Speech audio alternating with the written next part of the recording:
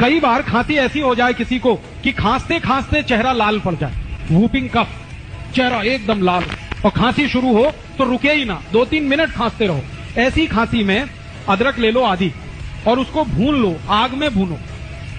आग जलाओ gas burner पे, उसमें अदरक को चिमटे में पकड़ के भून लो। जब वो भुन गया तो उसको हल्दी में डाल दो, हल्दी पाउडर, पिसा हुआ हल्दी, तो हल्दी उसमें चिपक जाएगी और वो हल्दी चिपका हुआ अदरक जैसे ही मुंह में रखोगे 1 मिनट में खांसी बंद हो जाएगी, 1 ही मिनट।